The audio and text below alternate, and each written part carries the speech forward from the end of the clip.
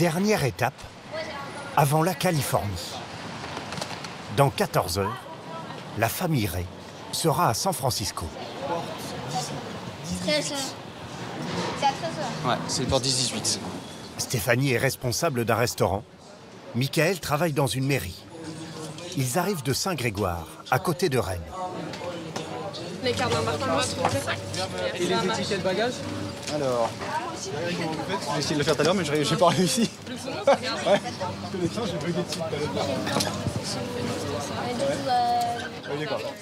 Un rêve qu'ils préparent financièrement depuis 3 ans et qu'ils ont pu envisager cette année grâce à une offre sans précédent pour les vols long courriers. Un aller vers la Californie pour 179 €. Ok, merci beaucoup. Au revoir, merci. Eh ben ça y est, c'est presque parti, ouais. Voilà, ça te donne l'occasion de voyager vraiment à pas cher.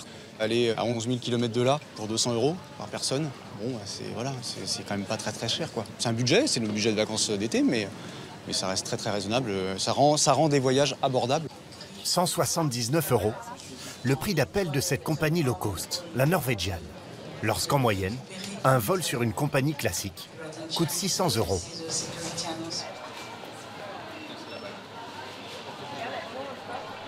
Ah oui, regarde l'avion. Là, il est là-bas. Waouh. Pour Evan, 12 ans, et Ambre, 10 ans, c'est un baptême de l'air. Ça va, ton petit copain? Non, ça va? Ouais. Allez, ça va bien se passer. Première fois pour les enfants? Première fois pour les enfants, exactement. Donc là, il y a un petit peu de pression qui commence à monter. Ils n'ont pas pris le train encore, ils connaissent que la voiture. Donc, on va voir les réactions au moment du décollage. Après, une fois qu'on est parti, de toute façon, il n'y a plus le choix. C'est là. Vol, hôtel, location de voiture, les Ray se sont fixés un budget de 6 000 € pour voyager avec leurs enfants. Alors on leur avait dit, si vous bossez bien et qu'on prendra des vacances d'été, on ira faire la côte ouest des États-Unis. Donc voilà, donc c'est ce qu'on fait aujourd'hui, on tient parole. C'est un voyage dont ils vont se souvenir. Avant, je pense qu'ils auraient été trop petits, mais là... Et pourquoi particulièrement les États-Unis? Parce que j'aime bien les cow-boys et puis c'est joli là-bas. Traverser l'Atlantique pour le prix d'un Paris-Nice. Impensable il y a encore 5 ans, quand les longs courriers étaient la chasse gardée des compagnies historiques. Aujourd'hui, elles sont attaquées par de nouveaux acteurs. Ils s'appellent Norwegian, XL Airways ou encore Eurowings. Ils tentent d'adapter les mêmes recettes qu'EasyJet et Ryanair, mais cette fois-ci sur des vols transcontinentaux.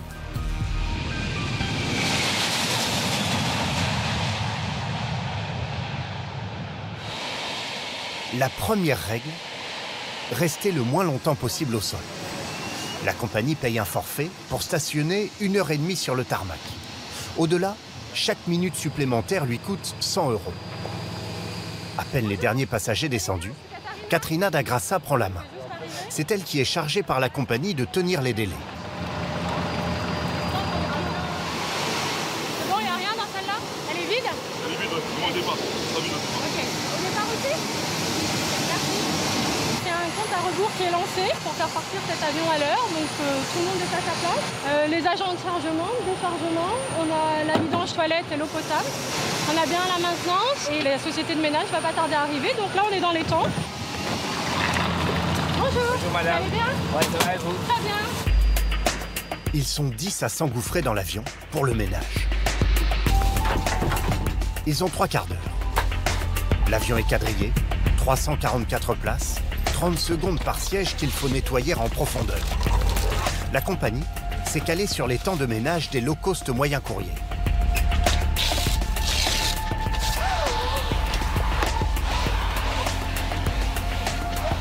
Vous avez l'air d'aller très vite là. Hein. Ah oui, il y a les vols derrière.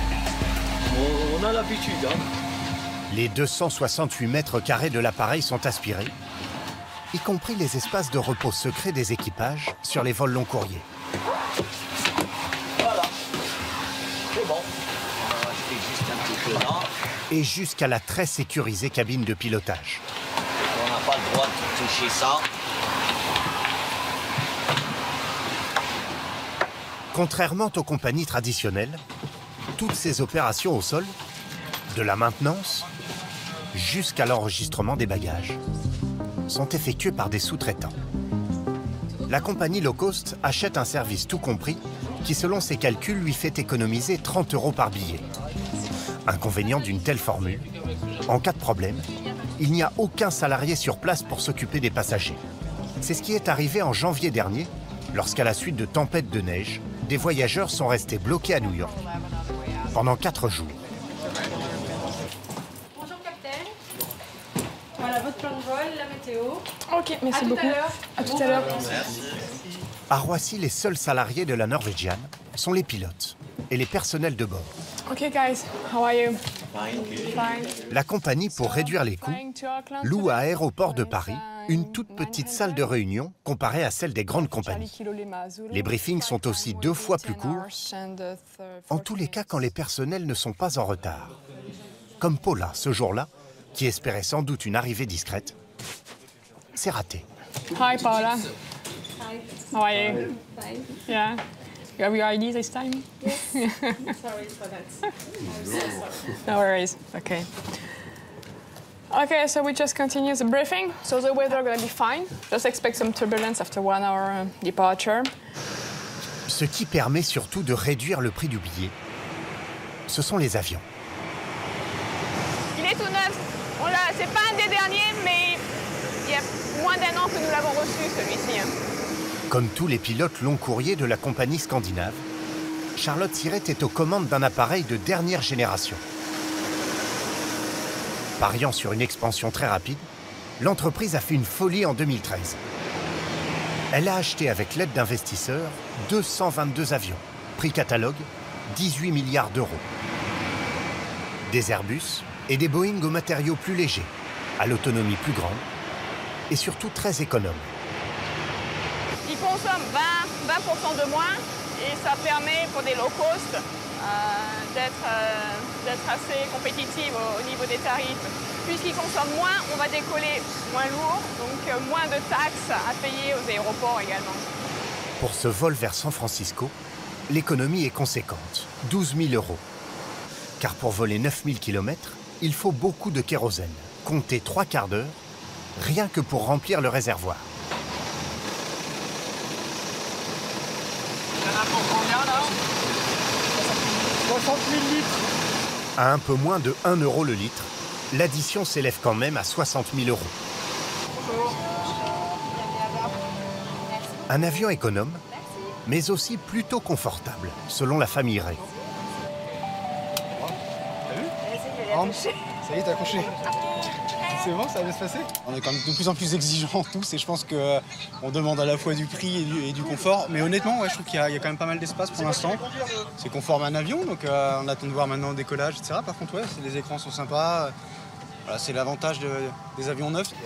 Écran high-tech, hublot plus grand, avec un ajustement électronique de la luminosité. Are you ready to purchase the departure clearance? Dans le cockpit, la checklist est en cours. La sécurité est la seule chose sur laquelle la compagnie ne peut pas économiser. Clearance, flight planning, brief content, check, 2 AFPs, net track message, submit.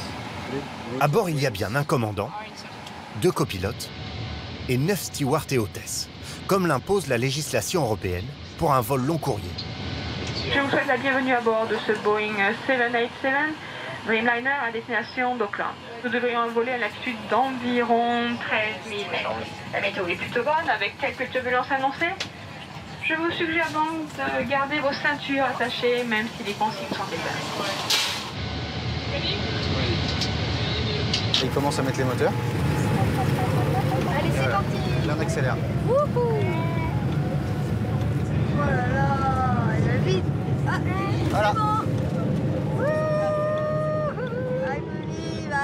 Finalement, ce ne sont pas les enfants qui ont eu le plus peur, mais leur maman, Stéphanie.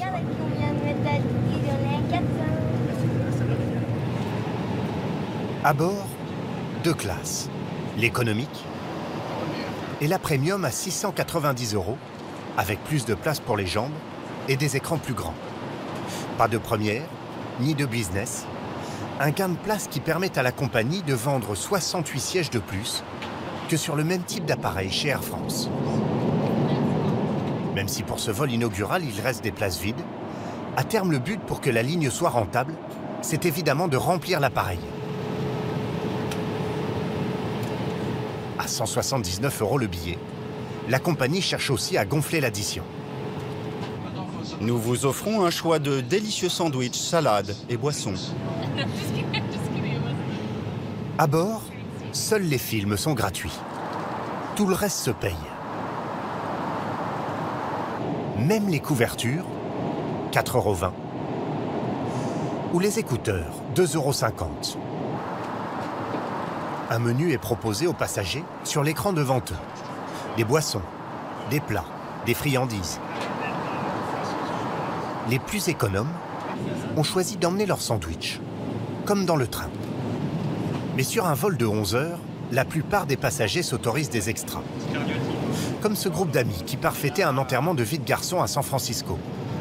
Bertrand, qui a payé son billet 179 €, n'hésite pas à s'offrir un croque-monsieur végétarien à bord. Pas d'hôtesse pour enregistrer la commande. Un simple clic sur l'écran, 6 €. Il n'a qu'à passer sa carte bleue dans la fente prévue à cet effet. Monsieur, vous voulez commander quelque chose? Sa commande arrive quelques minutes plus tard. Il n'y avait pas de végétarien à l'aéroport que j'ai pris là, mais non, pour le prix, on est prêt, on n'est pas à 7 € près, sachant qu'on a fait des grosses économies. La compagnie fait tout pour booster ses ventes avant même le décollage.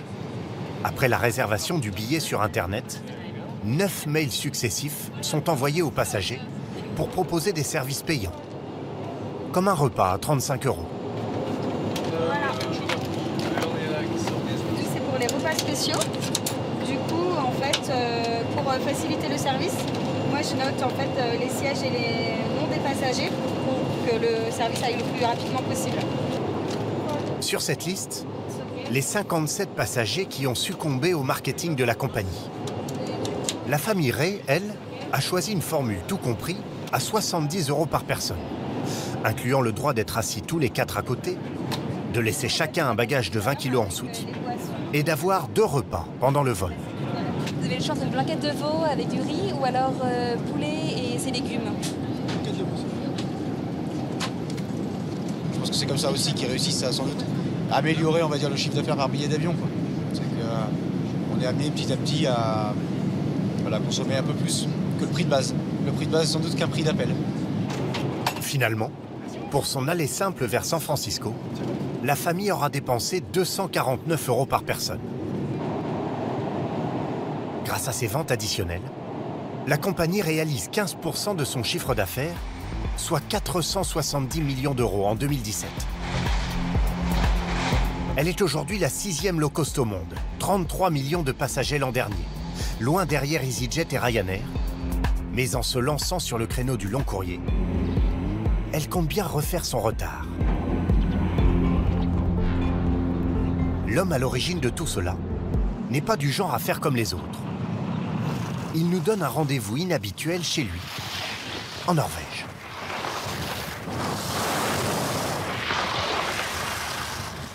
Björn Kjos, le PDG de la compagnie, un colosse d'1,90 m. À 71 ans, sa fortune est estimée à plus de 300 millions d'euros. Ouais, c'est pas mal. Très bien. Allez, tout chousse. Vous ne devriez pas être au bureau, là, non? Ouais, je devrais. Mais skier avec ma femme et mes petits-enfants, c'est un privilège. Est-ce que c'est quelqu'un qui est toujours en mouvement? Ah oui, il voyage tout le temps. Mais quand il est avec nous, il est très calme. Et il fait toujours très attention à nous. Oui, la famille est la chose la plus précieuse au monde. Pour moi, c'est très important. On l'imagine vivre dans un palais. Il nous reçoit dans une jolie maison en banlieue de Oslo, la même depuis 40 ans. C'est largement suffisant. Nos enfants ont grandi, ils ont quitté la maison. On est donc tout seuls ici avec ma femme. Simple, abordable, mais ne vous fiez pas à cette allure sage. C'est un casse-cou depuis toujours. Petit, il pilote l'avion de son père fermier au-dessus des fjords. Ensuite, il devient pilote de chasse pour l'armée de l'air américaine, en pleine guerre froide. Sa mission ? Éviter que les Russes ne survolent la Norvège. Ah, là, j'ai une photo de mon avion. C'est un Lockheed, pendant une mission.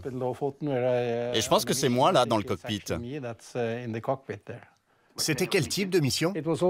C'était toujours des missions chaudes, d'interception. On était prêt à tirer s'il le fallait. Donc vous étiez Maverick dans Top Gun? Non, on aimait juste ça. On a vécu de bons moments. Il en a tiré un goût pour les paris audacieux. Après l'armée, il devient avocat pendant 20 ans. En 1993, il reprend avec des associés une minuscule compagnie aérienne en faillite. La Norwegian est née. Il installe son siège social à Oslo et prospère jusqu'à concurrencer la compagnie scandinave SAS sur les destinations européennes. En 2012, il a l'idée qui fera sa fortune. Il lance le low cost dans le long courrier. Aujourd'hui, il détient 20% de la société et dirige 8000 personnes. 500 travaillent dans ses bureaux.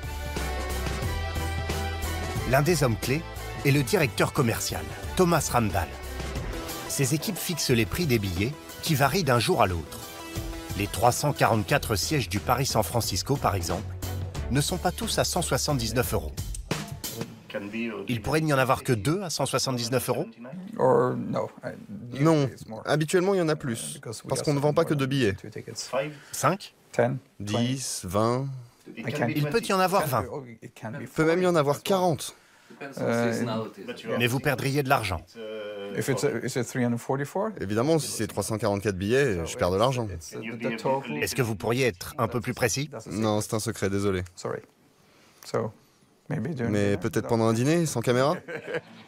Pour un même vol, il y a 18 tarifs différents.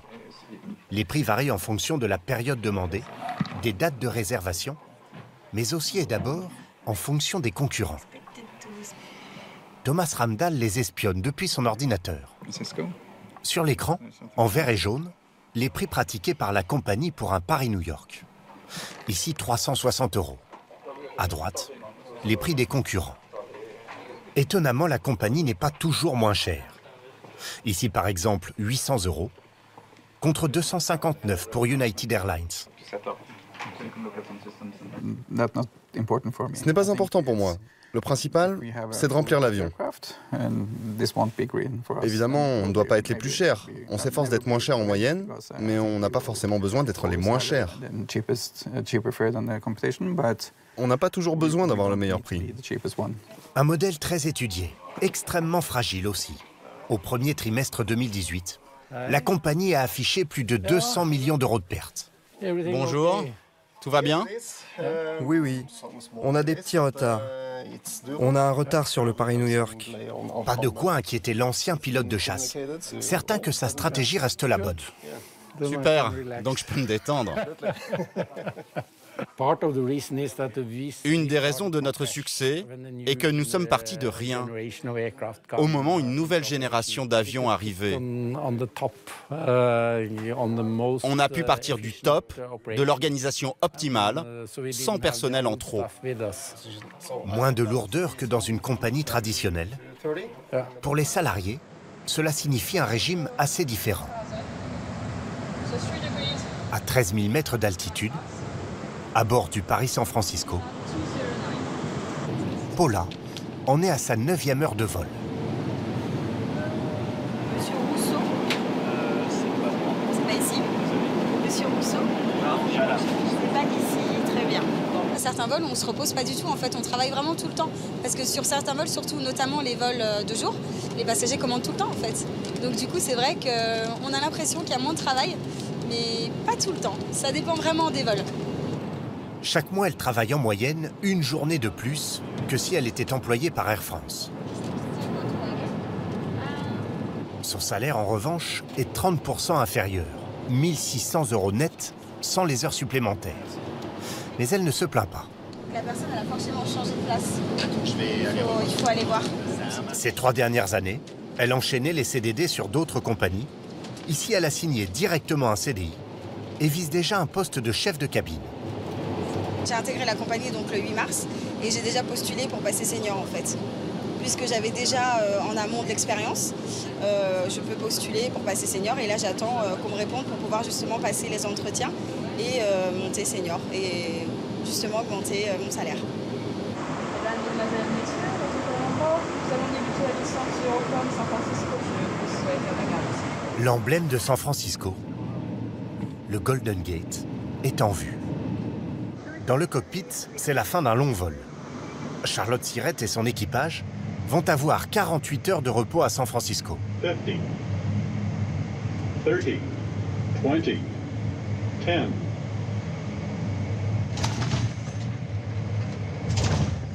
Elle a volé pendant 11 ans sur Qatar Airways. C'est pour revenir en France qu'elle a opté pour cette low cost.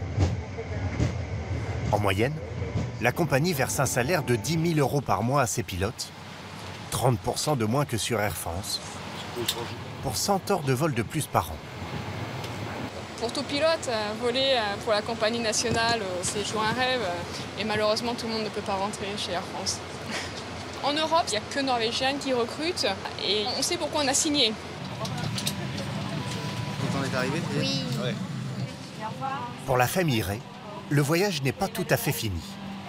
Les passagers débarquent à l'aéroport d'Auckland, à 35 km de San Francisco. Allez, bonnes vacances. Merci beaucoup. Au revoir. Merci. Cet aéroport, moins cher, permet à la compagnie d'économiser 30 € par billet. Il y a un petit peu de chemin maintenant pour aller jusqu'à San Francisco. D'abord passer la frontière, c'est toujours un peu une gageure aux États-Unis. Puis ensuite, effectivement, prendre le transport en commun pour rejoindre San Francisco. C'est peut-être la petite concession qui est à faire. Comme à Roissy, tout va maintenant aller très vite.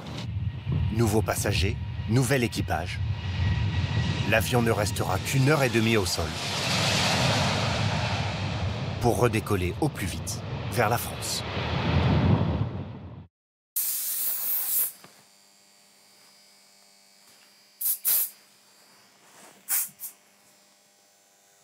Je galère toujours pour me coiffer. Il y a 3 ans, Anne-Sophie Mailleux a changé de vie. Elle est devenue hôtesse de l'air. Ses journées débutent à 4 h du matin.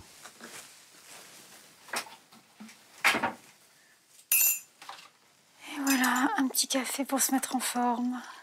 Un changement radical pour cet ancien oiseau de nuit.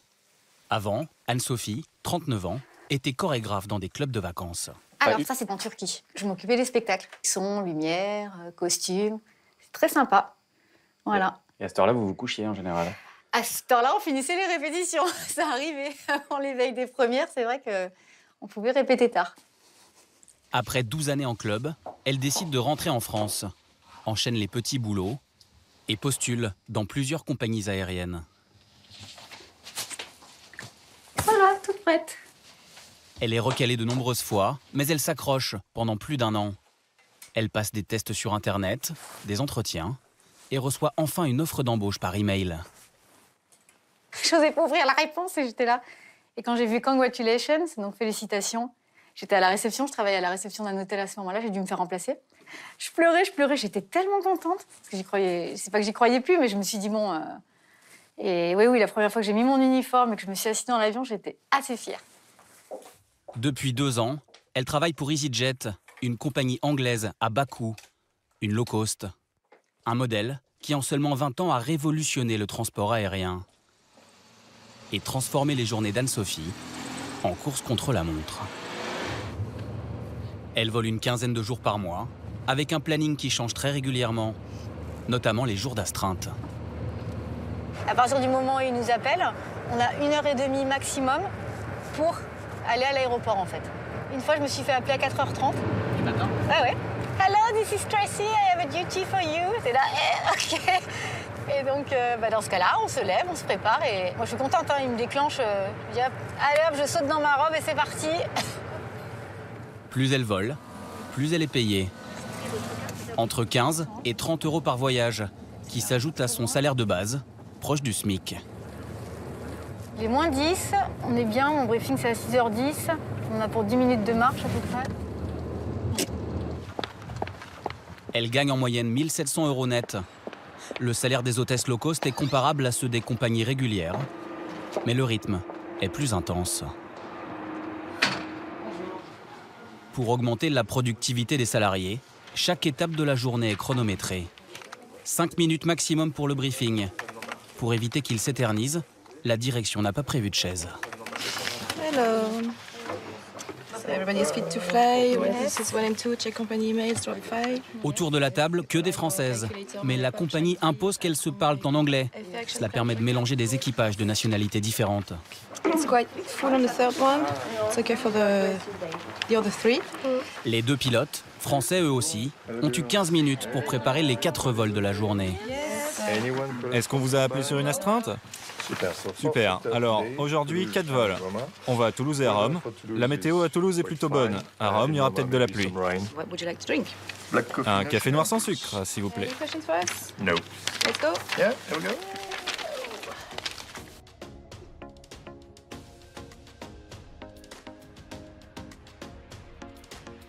Les 4 hôtesses disposent de 20 minutes pour préparer la cabine. Vérifier que la nourriture est bien à bord. Contrôler que tout le matériel fonctionne. Merci, bye. Et effectuer la recherche de sécurité. Une fouille systématique des 180 sièges. C'est bien, c'est speed dès le matin. Voilà, on regarde qu'il n'y a rien dans les casiers. On regarde un peu par terre si tout est bon. Super. Messieurs, dames, bonjour. Dans l'aérogare, la dizaine de personnes chargées d'accueillir les passagers arborent les couleurs de la compagnie. Un bagage pour 2 enregistré? Pourtant, aucun d'eux n'en est salarié. La low cost britannique sous-traite toutes ses opérations au sol. Votre vol est à l'heure, on se dit bon voyage. Bonne journée à vous, monsieur. C'est moins cher et plus flexible. Pour l'unique bagage à main autorisé en cabine, les sous-traitants ont reçu des consignes très strictes. Ça rentre dans le gabarit. Le gabarit fait 56 cm de long sur 25 de large.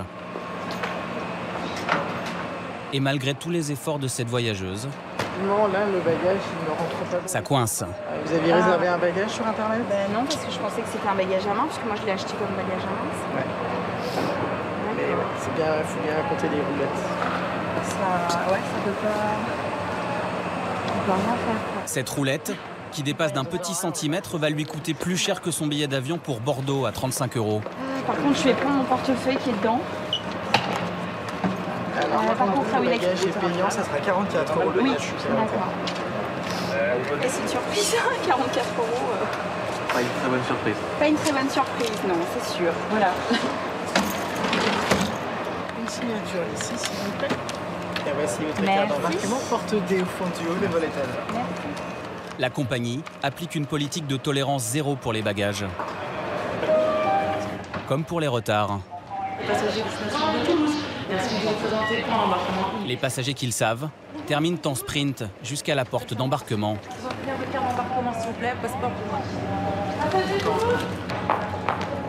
Cette voyageuse arrive 30 secondes avant la fermeture des portes. Oui, bonjour, bienvenue. Elle est la dernière à être autorisée à monter dans l'avion. Par contre, là, vous aurez une seule pièce de bagage en cabine. Parmi les passagers enregistrés, 2 manquent encore à l'appel.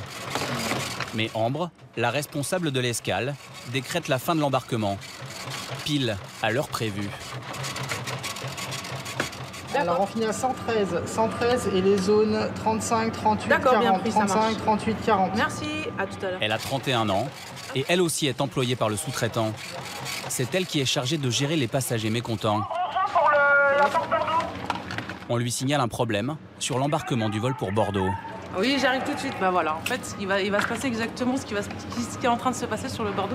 J'ai des passagers qui sont arrivés après la fermeture des ports d'embarquement. Donc je vais devoir leur expliquer que c'est trop tard, malheureusement. L'avion est encore là, avec la passerelle et la porte ouverte. Ouh là là, ouh là là. Mais les passagers arrivés quelques minutes trop tard n'ont plus le droit de monter. L'avion il part à 7h et Parti à Bordeaux, monsieur? Bah oui, tout à fait, je pars à Bordeaux, ils veulent pas me prendre parce que...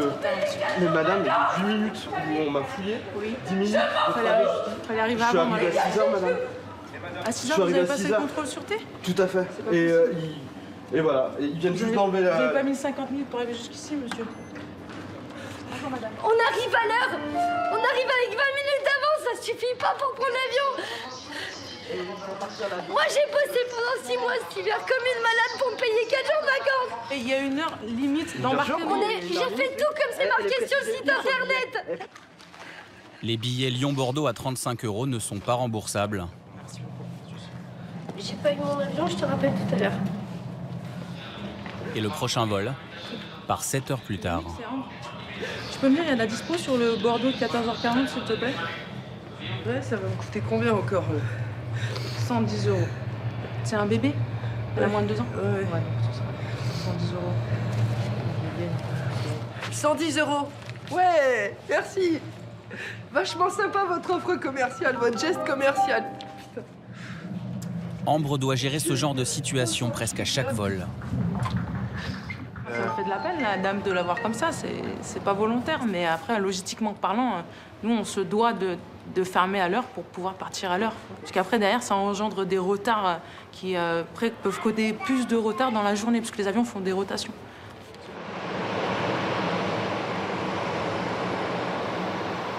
L'avion d'Anne-Sophie est parti dans les temps. Mesdames et messieurs, complément de ce vol à destination de Toulouse. Temps de vol ce matin sera d'environ 50 minutes. Le premier vol du matin est toujours très calme pour les hôtesses. Après le service, la majorité des passagers termine sa nuit. On arrive à Écart, hein, c'est ça? Elles disposent de quelques minutes de répit pour prendre leur petit déjeuner. La compagnie fournit gâteaux et boissons chaudes, mais Anne-Sophie, comme toutes ses collègues, apporte des petits suppléments. C'est quoi le petit déjeuner là? C'est des protéines pour être en forme. Le temps de la pause repas est variable, mais jamais très long. Ça dépend si on a fait un long service, ça dépend, ça bouge un peu là. Ouais, il va falloir qu'on se rassoie et on va vérifier que les ceintures soient attachées. Hein. Attachez votre ceinture, les toilettes ne sont plus en service. Ladies and gentlemen, we are experiencing some... Anne-Sophie n'aura pas le temps de finir sa tranche de jambon. Bon ben tu sais, ça assez vite. Hein. Oui, tu m'étonnes, 50 minutes. Split managed. Check. On spoiler, reverse screen, descend. L'avion atterrit à Toulouse et il doit redécoller dans moins de 30 minutes. Dans une compagnie à bas coût, les temps d'escale sont réduits au strict minimum.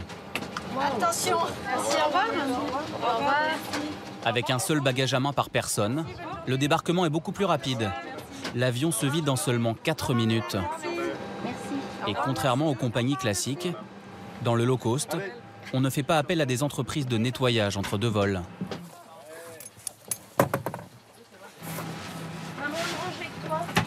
On a un bon petit rythme, mais c'est cool, c'est actif. Ce sont les hôtesses qui remettent la cabine en état à toute vitesse. On remet les ceintures, on vérifie que la carte de sécurité est bien au bon endroit et on vérifie surtout dans les pochettes si les passagers n'ont rien oublié. Donc, je vérifie qu'il n'y a rien par terre. Elles ont 7 minutes pour nettoyer la cabine. Et c'est parfait. Cabine tidy. Merci. Et après? Et après, on se recoiffe, on se remet le foulard et hop, on accueille les prochains passagers. Un bébé, pas d'assistance et le fuel est en cours. Grâce à ces escales éclairs, les avions volent 11 heures par jour, contre 8 dans une compagnie classique. Et 2 à l'avant de la cabine. Et plus les avions volent, plus ils rapportent de l'argent. Tout le modèle low cost est basé sur cette course contre la montre. À 10 heures du matin, l'avion d'Anne-Sophie est déjà revenu à Lyon. Et il va bientôt repartir pour Rome.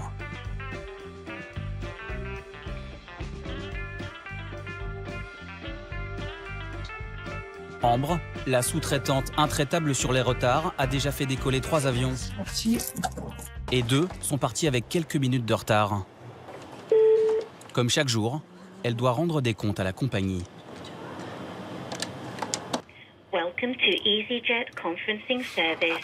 Cet appel quotidien en Angleterre est le moment le plus stressant de sa journée. Personnellement, ça fait peur. J'ai beaucoup de pression là. Tous les jours, même si les vols partent à l'heure, ça met la pression là, quand même. Car s'il y a trop de retard, le contrat de sous-traitance ne sera pas renouvelé. On a des objectifs à atteindre. C'est à moi après. Pardon, excusez-moi. Bonjour. Good morning. Today we had 3 flights, 1 early and 2 within 4 and 15. We were waiting for 2 passengers. We were waiting for police officers to be controlled at immigration because the police officer left their desk before the end of the boarding.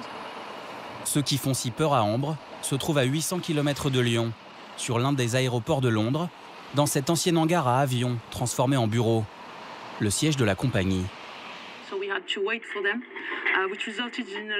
Chaque matin, les chefs de service font le tour téléphonique de leurs 28 bases en Europe. Gatwick? Gatwick? Vous êtes en ligne? Ce matin, c'était pas bruyant, mais pas si mal non plus.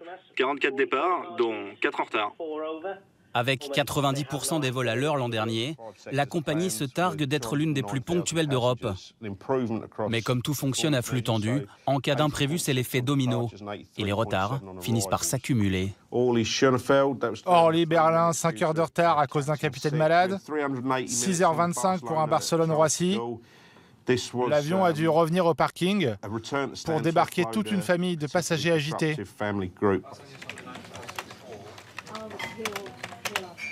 L'homme qui doit gérer tous ces retards, c'est Steve Maidstone.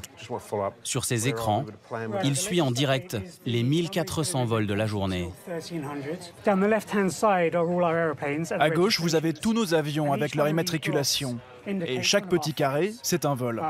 S'ils sont en rouge, c'est qu'ils sont en retard. Ce matin-là, son plus gros problème, c'est l'aéroport de Pristina en Albanie, fermé après une sortie de piste d'un avion turc. Steve, je suis en ligne avec le capitaine du Bal Pristina. Il a tous ses passagers à bord. Il demande ce qu'il doit faire. Qu'il les fasse descendre. Oui, je suis désolée, ça va pas le faire. L'aéroport est toujours fermé. Les passagers dormiront sur place, nourris et logés par la compagnie, mais pas dédommagés vu que le retard est dû à une cause extérieure.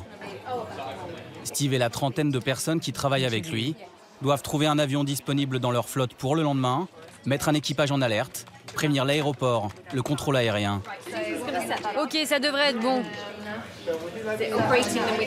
On a trouvé un avion qui va faire Genève-Pristina, Pristina-Bâle, Bâle-Pristina, Pristina-Genève. Vérifie quand même qu'on ne dépasse pas les horaires de travail pour l'équipage. Quand il a commencé à travailler ici il y a 17 ans, Steve n'avait que 7 avions à gérer. Aujourd'hui, sa compagnie en possède 248. Et donc on check. Pour assurer son développement, elle a prévu d'embaucher 300 pilotes l'an prochain.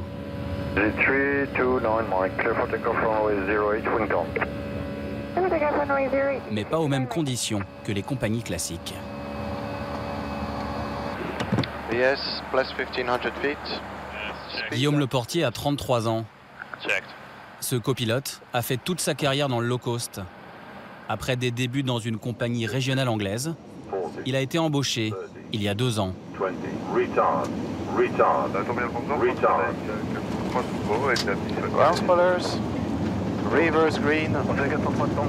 Ce jour-là, il effectue un aller-retour entre Paris et Berlin. Clear on the left. Clear on the right hand side. Je fais le débarquement. Il est midi. Hop. Il a terminé sa journée. Au revoir, merci. Au revoir. On a commencé à 5 heures. Une grosse journée, c'est une petite journée. Ça, c'est plutôt une petite journée, ouais. Au revoir. Au revoir. La compagnie emploie des pilotes dans 7 pays d'Europe, toujours en contrat local. Comme il est basé à Orly, Guillaume a signé un CDI français.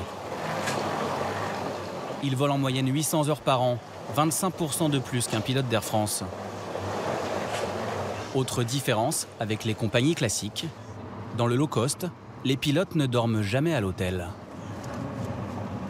On fait toujours un nombre pair d'étapes, donc 2 ou 4, et donc on est tous les soirs chez soi.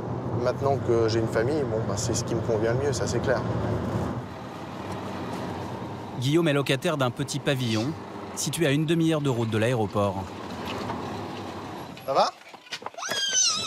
Oui. Son rythme de travail lui permet de voir tous les jours ses enfants. Thomas, 5 ans, et Émilie, 3 ans. Je vais dehors.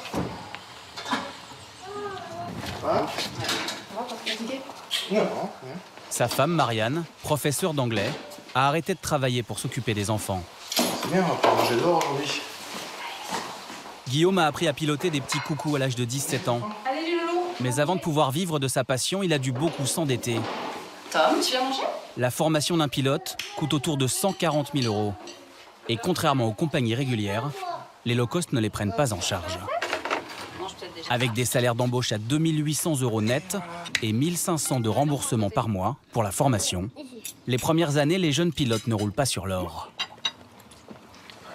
Et c'est sûr qu'au début, on ne fait pas ça pour l'argent au début.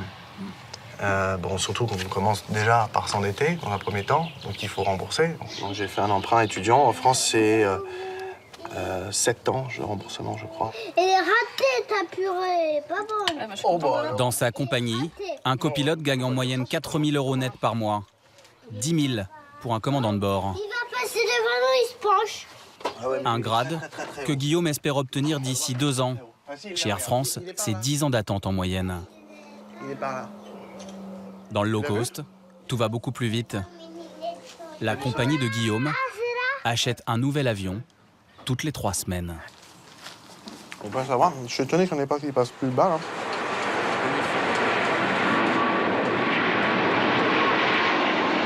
À l'usine d'assemblage d'Airbus à Hambourg, la low cost anglaise est le plus gros client européen. David Sturge, 62 ans, est ici comme chez lui. Il achète tous les avions de la compagnie, toujours le même modèle, pour limiter les frais de maintenance. On a celui-là, là-bas, le numéro 7067, Papa Fox. Et puis là, on va aller voir Papa Delta. Papa Delta, le petit dernier, est encore dans son hangar. Après 6 semaines d'assemblage, l'A320 est fin prêt pour la dernière inspection. Alors, je vais faire mon petit tour, comme d'habitude. Je vais vous chercher une lampe. Avant d'acheter l'appareil, l'ingénieur l'ausculte jusque dans ses moindres recoins. Je regarde s'il y a des fuites, des dommages, des marques, des pièces mal fixées. C'est un peu comme quand vous regardez sous une voiture. L'avion a fait 2 vols tests, alors je regarde s'il n'y a pas des dommages causés par des oiseaux ou des choses comme ça.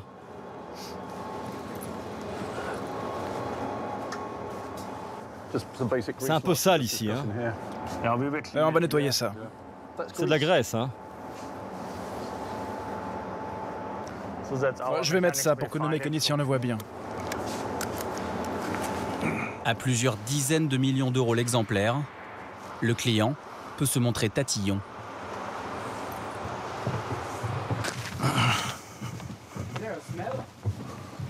Ça sent le neuf, hein?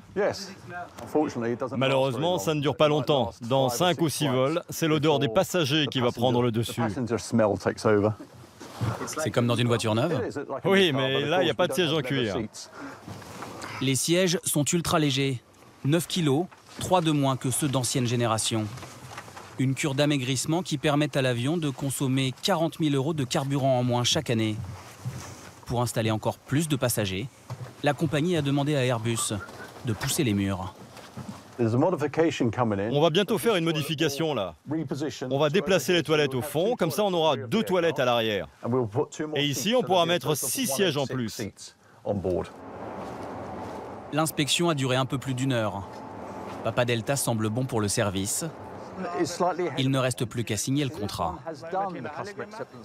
David a l'habitude c'est le 245e avion qu'il achète pour sa compagnie. Bonjour. Officiellement, un A320 coûte 90 millions d'euros. Mais personne ne paye vraiment ce prix-là.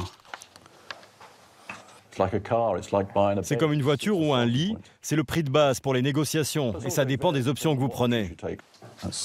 Grâce à ses nombreuses commandes, la compagnie arriverait à négocier des rabais de plus de 50% sur le prix catalogue.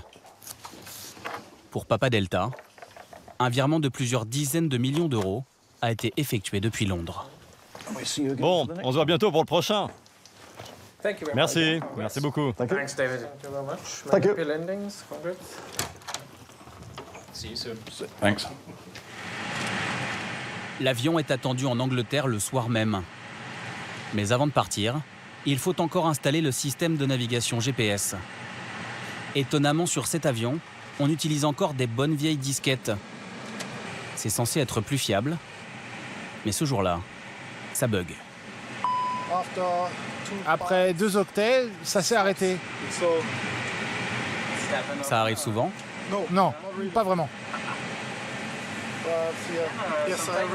Là, je l'ai redémarré, des fois ça marche. L'installation du programme va durer des heures et retarder tout le processus de livraison. À 21h30, les 2 pilotes venus spécialement d'Angleterre sont prêts à décoller, mais David n'a toujours pas l'équivalent de la carte grise de l'avion, sans laquelle il ne peut pas voler. L'aéroport ferme dans une demi-heure. Le Britannique va perdre une partie de son flegme dans la salle de la photocopieuse. Ça, j'en ai pas besoin. Vous pouvez le garder. Ça va à la poubelle. Mais c'est dingue. Vous perdez du temps et j'ai plus que 10 minutes pour faire décoller mon avion. OK.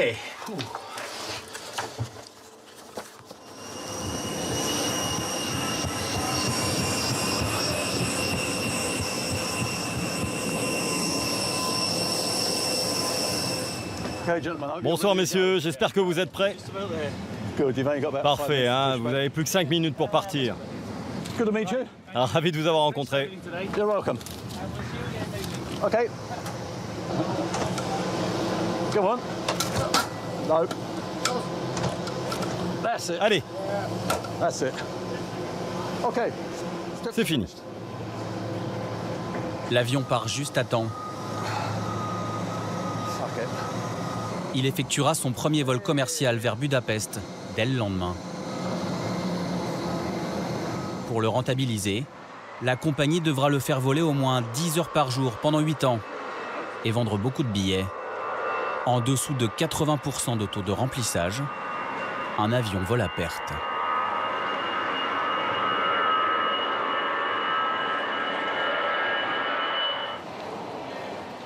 Remplir les avions, c'est le métier de François Bacchetta.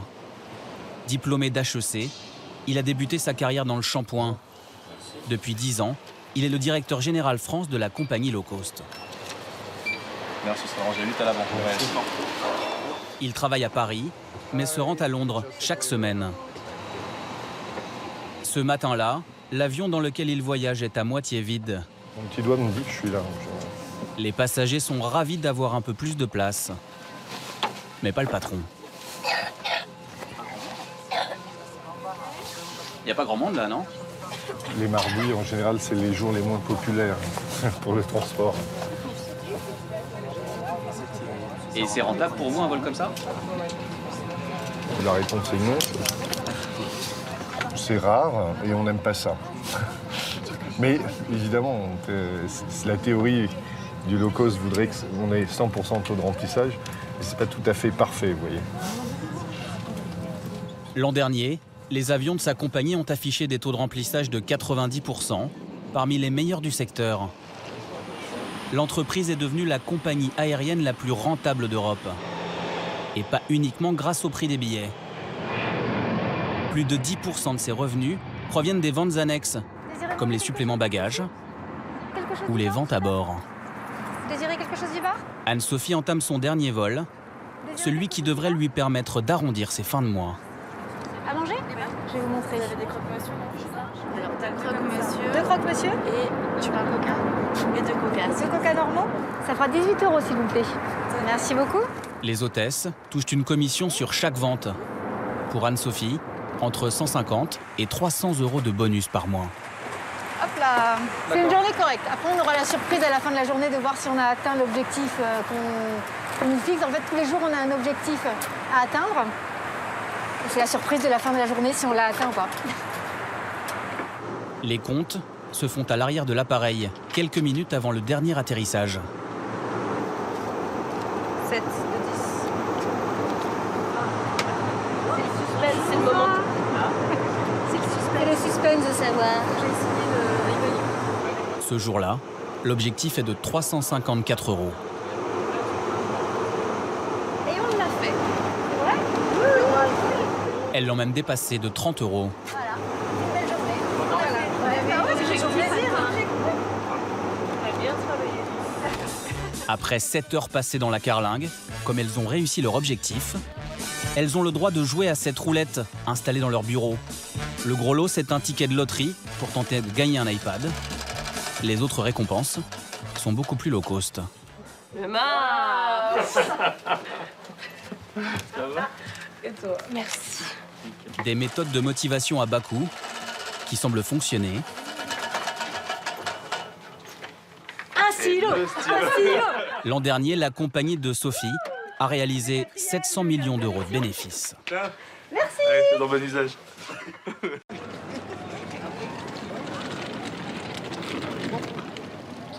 Pour Olivia, son mari Johan et leurs 2 enfants, la journée dans ce célèbre parc d'attractions est déjà finie.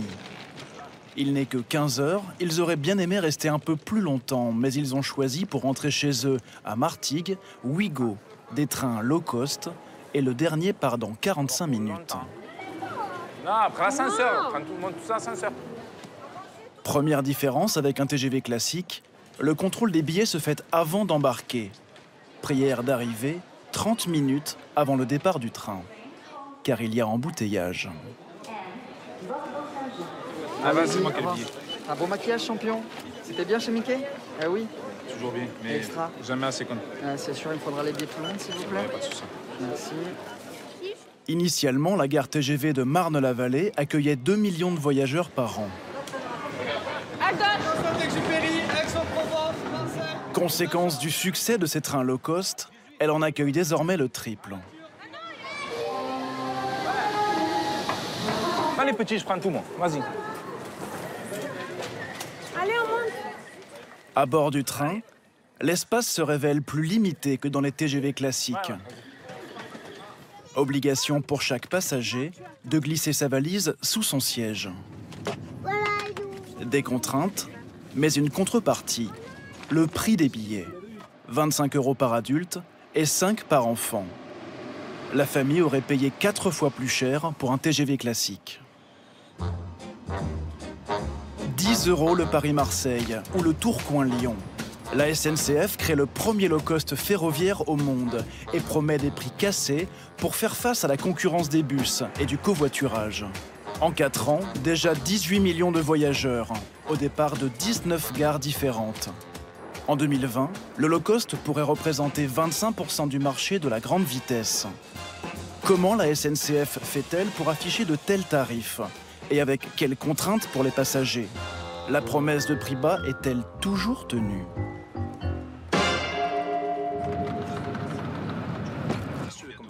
Olivia est agent d'accueil à la sécurité sociale. Son mari, opérateur chez un fournisseur de gaz. Pour ce séjour à Marne-la-Vallée, il s'était fixé un budget de 800 €. En réservant leurs billets 3 mois à l'avance, ils ont pu réduire au maximum les frais de transport. Je préfère gaspiller 100 € pour les petits dans le parc que gaspiller 100 € en plus dans le train. Enfin, vu que vous divisez par même plus que par 2 le prix du billet du train, vous pouvez rester un jour de plus. Vous en profitez un peu plus. Donc c'est pas négligeable. Avec un tarif fixe à 5 € pour les enfants, l'objectif de la SNCF est d'attirer une nouvelle clientèle qui n'aurait pas pris le train au tarif TGV, comme cette famille, assise à côté de Johan. On a de la famille à Lyon et donc du coup, une fois par mois, on prend depuis Calais low cost, on descend en train. Et avant, on est là en voiture. En train, ils pèsent 100 € pour toute la famille et mettent 3 heures de moins. Avant, C'était 150 € en comptant le carburant et les péages. Pour atteindre de tels tarifs, la SNCF a dû réduire ses coûts au maximum. Et cela commence par mettre plus de passagers par train. Il a donc fallu transformer les TGV classiques. C'est en Alsace, au technicentre de Bischheim, qu'a lieu la métamorphose. Une rame neuve coûte 30 millions d'euros. Trop cher pour le modèle low cost. L'entreprise a donc opté pour le recyclage. Hervé et Laurent, ingénieurs et techniciens, font partie de l'équipe qui a fait naître le premier Ouigo en 2012. Ils inspectent aujourd'hui une rame de TGV qui vient d'arriver. À mi-parcours de sa durée de vie, qui est environ d'une trentaine d'années, sur une rame TGV, après 15 ans, elle est mise totalement à nu et on refait absolument tout. Et là, vous en profitez donc en plus pour la transformer en Ouigo? Tout à fait, on mutualise les deux travaux. Voilà, tout simplement pour descendre les coûts. Pour que ces trains low cost soient rentables, les ingénieurs ont calculé qu'il fallait transporter jusqu'à 1250 passagers par train. 250 de plus que dans un TGV classique. Première manière de gagner de la place, remplacer le wagon-bar par des sièges. Alors, avant ça, on va d'abord installer l'estrade, des nouvelles estrades pour pouvoir accueillir les nouveaux sièges, puisque cette salle va devenir une salle voyageur, une vraie salle voyageur. Et on va aussi y installer une cloison environ à ce niveau, avec une porte de salle. On sera vraiment... 24 sièges à l'endroit où jadis les voyageurs venaient manger leur sandwich. De toute façon, le wagon-bar était rarement rentable. À bord, plus de première ni de seconde classe. Siège de RER pour tout le monde. Dans les anciennes voitures de première classe, ils sont même alignés par 3.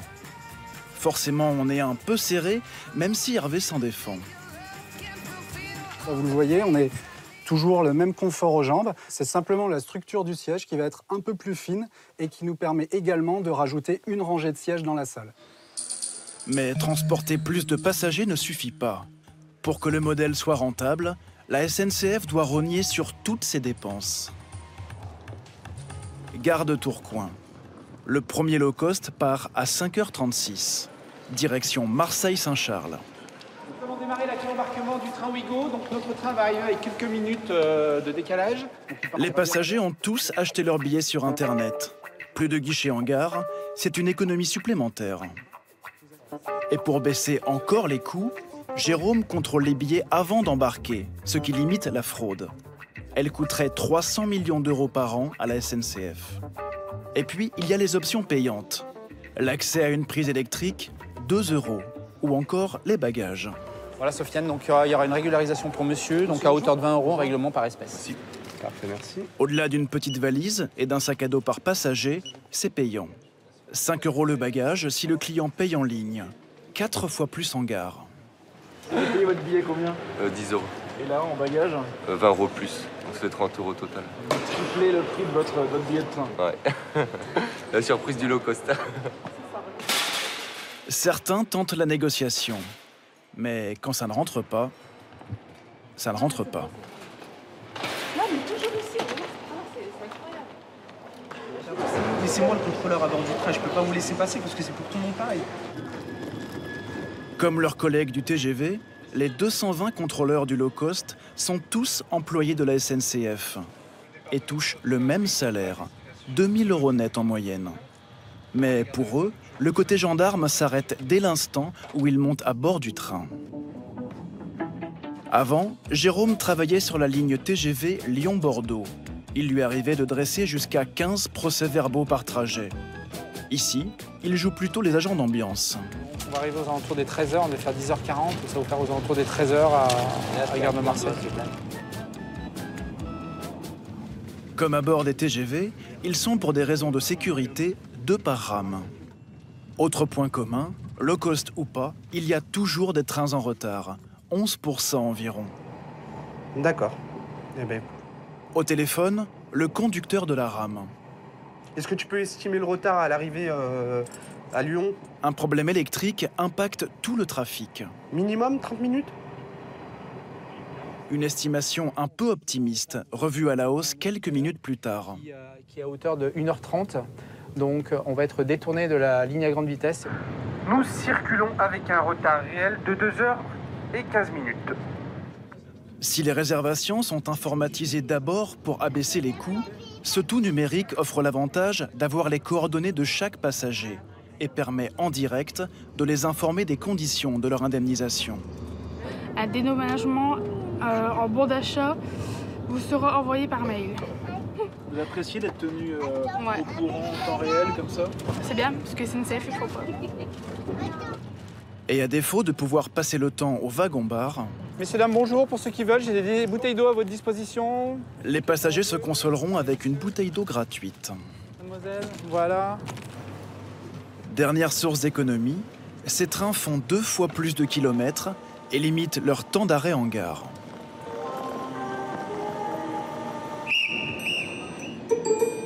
Du coup, la nuit reste le seul moment pour assurer la maintenance.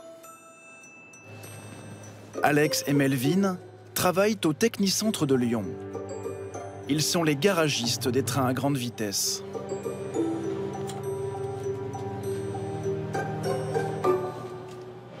On regarde là les plaquettes de frein ici, les disques, les roues. Cylindre de frein, bien fixation, tout ce qu'on a de visuel en fait qui peuvent amener au bon fonctionnement de la rame. Un examen qu'ils réalisent tous les 7500 km, soit tous les 2 jours pour un low cost. Ça se sent que le matériel roule 2 fois plus qu'un TGV Ah classique. oui, on le sent beaucoup. Pour le remplacement des plaques side par exemple, c'est une catastrophe. Ouais. C'est un peu plus dur que les autres, on le sent quoi. Mais, voilà. On sent que le matériel est plus sollicité. Ouais, il est plus sollicité, ce qui fait beaucoup plus de kilomètres, oui. S'assurer que de telles cadences ne portent pas atteinte à la sécurité des passagers, c'est le travail de Gaël, ingénieur en charge de la maintenance. Ça va? Fini? On peut envoyer le nettoyage? C'est pas dangereux de faire rouler des trains 2 fois plus Ils ont les mêmes opérations de maintenance au même pas kilométrique, donc c'est pareil, c'est aussi sécuritaire. Sauf que parfois, les nuits de maintenance ressemblent à des contrôles à montre, comme aujourd'hui, en raison des retards sur le réseau. Là, ce soir, ça arrive à 23h. Globalement, à 5h du matin, il faut qu'on l'ait rendu, donc on a 6 heures pour faire le boulot. Faut pas traîner. Faut pas traîner. Vous avez donc moins de temps que sur le TGV classique. Ouais. Et ça pose pas de problème en termes de sécurité? Ben non, parce qu'on répartit différemment la maintenance et on en fait chaque nuit. En fait, on fait des moins gros blocs. En plus de la maintenance, il faut assurer le ménage. Un TGV classique est nettoyé à chaque terminus. Impossible pour les trains low cost, vu les cadences. Drami, demandez pour faire la voiture 2 en bas, merci. Nadja est chef d'équipe. 39 ans de ménage ferroviaire à son actif. Vous faites des annonces comme les contrôleurs, pareil? Ouais, comme ça. Ça évite qu'on marche et qu'on fait des kilomètres pour rien. Ils ont accès, et bien. Vous en faites beaucoup des kilomètres toutes les nuits pour nettoyer ces trains? Toutes les nuits, on fait beaucoup. Et l'arrivée du low cost a rendu ces nuits encore plus sportives. Une fois de plus, pour faire des économies, la SNCF a supprimé les poubelles individuelles. Et le train a roulé 17 heures sans être nettoyé de fond en comble. Du coup, le grand ménage prend 3 fois plus de temps.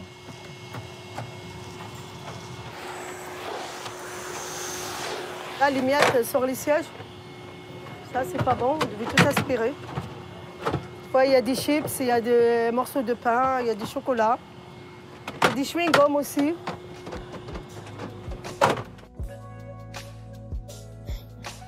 Grâce au travail de Nadja et de son équipe, les passagers, en tout cas ceux du matin, n'auront pas à se plaindre de la propreté. En fait, sur Internet, les reproches se focalisent sur la promesse tarifaire que certains jugent mensongère. 105 € pour un Tourcoing-Lyon, 80 pour un Strasbourg-Paris. Certains clients se sentent floués. Pourtant, selon la SNCF, en 2016, 70% des billets se sont vendus à moins de 25 €. Pourquoi certains tarifs sont-ils si éloignés du prix d'appel à 10 €? C'est au siège, à Paris, que tout se décide. Stéphane, le directeur général, nous guide dans cette jungle tarifaire. À partir de quand on décide de passer à 25, puis à 40, puis à 50? C'est une règle qui est sur chaque train. Hein. Donc, on définit en fonction de la saisonnalité, en gros de quand est-ce que le train fonctionne, la proportion de place à 10 € et en tout cas la proportion de place à 25 € qu'on met dans chaque train, quoi. Autrement dit, pour chaque train, la quantité de billets à 10 € varie. Sur ce graphique, on s'aperçoit qu'à l'approche des fêtes de Noël, la part de billets à 10 € représentée en vert diminue au point de quasiment disparaître. C'est normal, c'est une période de très très très forte demande. Hein, les périodes de Noël, les périodes de début d'été, et où évidemment on suit en fait la demande qui est très forte. Sur certains trains, la part de billets à 10 € représente moins de 10%. Pour espérer décrocher ce tarif, mieux vaut donc s'y prendre longtemps à l'avance. Les prix restent malgré tout moins élevés qu'un TGV classique. Le low-cost n'en est qu'à ses débuts. À partir du 10 décembre, ces trains desserviront la gare Montparnasse et dans les 3 années à venir, 10 nouvelles destinations.